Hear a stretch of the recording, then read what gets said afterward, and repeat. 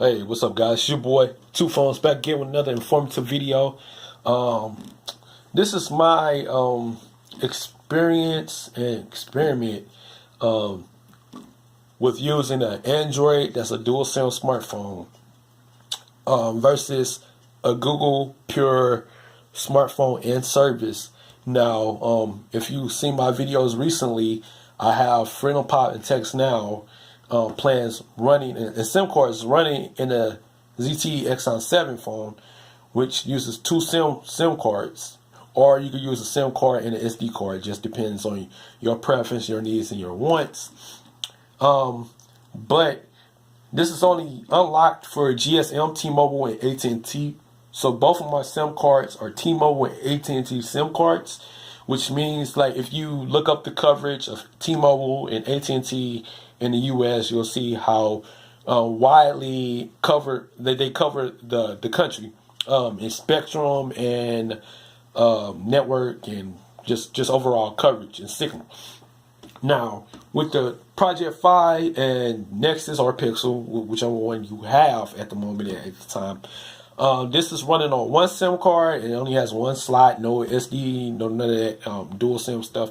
It's fully unlocked, meaning I can use Sprint, T-Mobile, AT&T, Verizon, and US Cellular on this particular device, which means Sprint, US Cellular, and Verizon are CDMA, and AT&T and T-Mobile on GSM. So with that being said, you have to, when it comes to picking carriers and networks, you have to look at your coverage and you have to look at which one best fits your needs and wants, and including with plans, whether you need unlimited data or whether you need just a certain amount of data, maybe 5 gigs, 6 gigs, maybe just 2 or 3. And then both phones have Wi-Fi connectivity. Or with this one, I have my TextNow set up to automatically connect me to open Wi-Fi hotspots. And Google's and Nexus Pixel phones, they have a built-in service called Wi-Fi Assistant, which technically does the same thing that the TextNow service does, automatically connect you to open Wi-Fi. So both of them can stay connected or fall back on Wi-Fi when networks are available or you lose signal. I think the real difference with this is that since Project Fi and Google uses T-Mobile, Sprint, and US Cellular networks, and they have the RCS situation going on with the messaging where you are able to text and call via Wi-Fi and Wi-Fi calling. Actually, I do have Wi-Fi calling enabled thanks to ZTE's Android 7.1.1 update. So I do get Wi-Fi calling on this device as well. But from my experience with both, with Project Fi, it basically reads your location, location and signals between Sprint, T-Mobile, and US Cellular, and whichever one has the better connection, it switches over to the next network, or using the automatic Wi-Fi connection, and you get the VPN, Google, you're protected type deal with the Nexus and Project Fi service. Now with this one, it doesn't automatically switch over, but my FreedomPop Global SIM card switches from AT&T or T-Mobile, which they're both GSM. So I think that kind of makes sense that you can see T-Mobile or AT&T. Now, as you can see, I have the AT&T network on, and with Project Fi, I have T-Mobile. So they're both working right. They're both switching the way they're supposed to with that deal.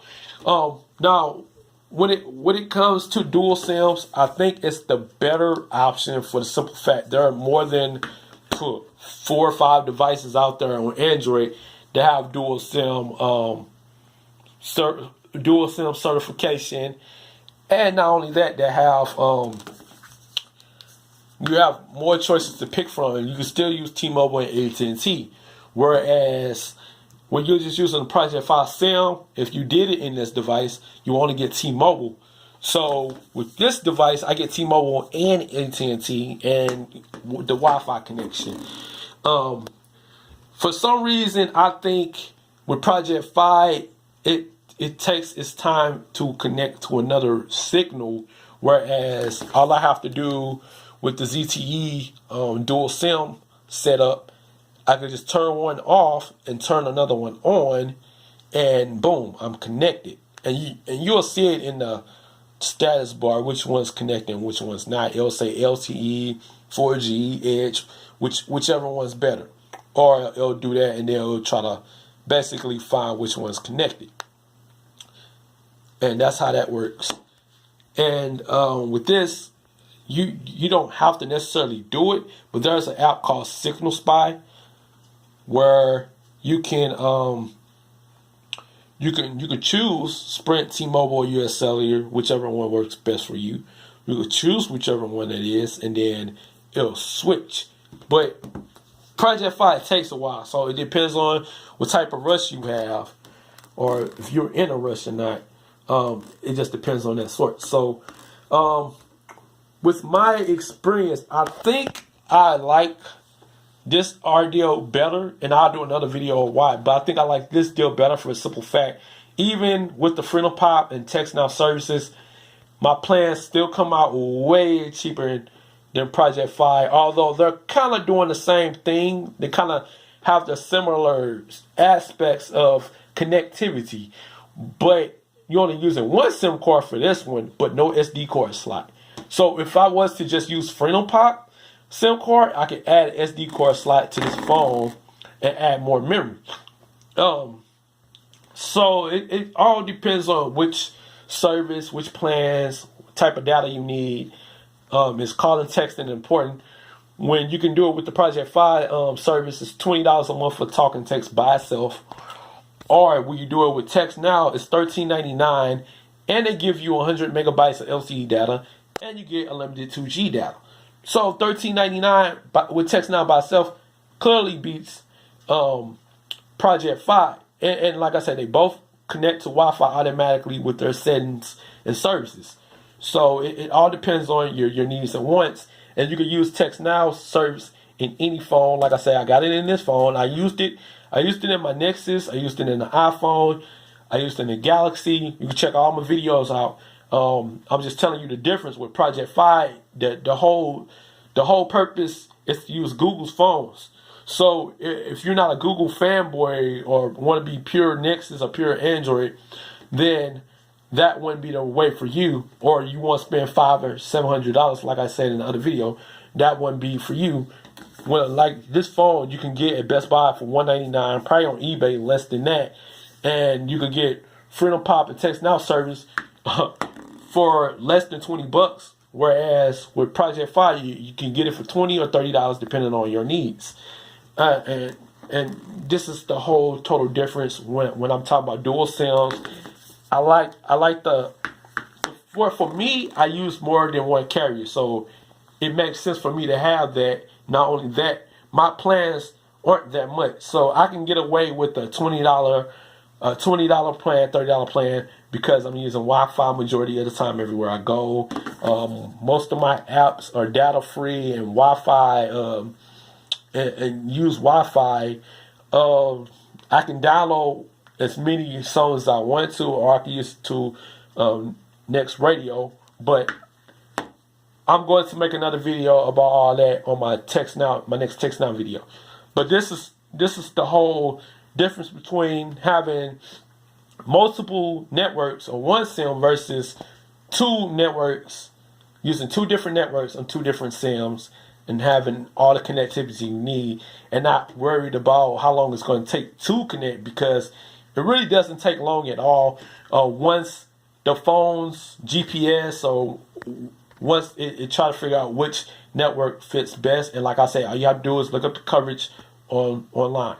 So I say I like the dual SIM setup better than Project Fi setup, and for some reason, to be honest, the call quality seems much better on this device, considering I have VoLTE on TextNow voice over data setup. With Project Fi, you don't get that. Okay, you don't get the whole VoLTE on Project Fi. Well, not from this Nexus 6P or the Nexus 5X, maybe from Pixel and Pixel 2. But for the simple fact, right now, there's no VoLTE on Project Fi. But I get it on this phone, the ZTE Exxon 7, with TextNow using T-Mobile.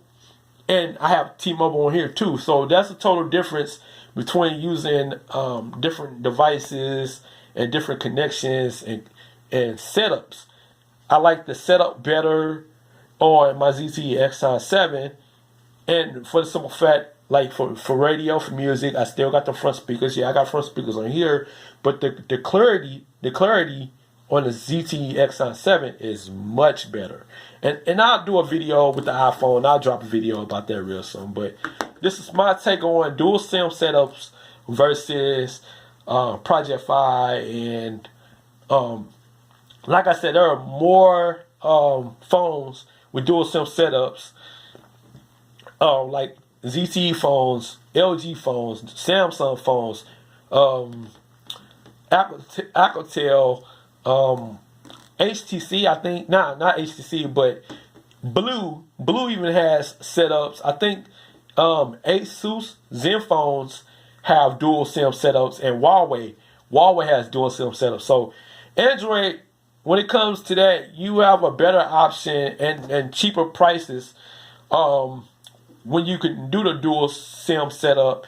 And I know a lot of people say, well, that's really for traveling and all that stuff. But you do travel. Think about it. From home to work, from school to work, from school to home, from your friend's house to your family house. That's traveling. So you want the best connection possible. And with having a dual SIM setup on a smartphone, I think it's the better option to go versus having 3 or 4 networks trying to find signal. When one goes out, it takes a longer time, where all you have to do on a dual SIM setup is press data 1 or data 2 or SIM 1, SIM 2, and boom, it'll connect automatically. Or having Wi-Fi. So either one has the Wi-Fi connectivity, and either one you can pick more than one network.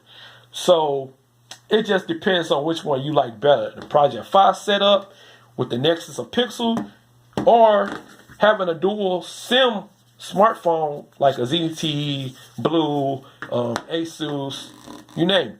So I say the dual SIM setup is much better versus just having a Nexus or Pixel phone that costs $800 when you could get like 2 or 3 of these for the price of one of these devices, and you can have a cheaper phone plan. So that's my take on it. I say dual SIMs. We need to keep dual SIM support going. All right, it's your boy Two Phones. Let me know your thoughts in the comment section below.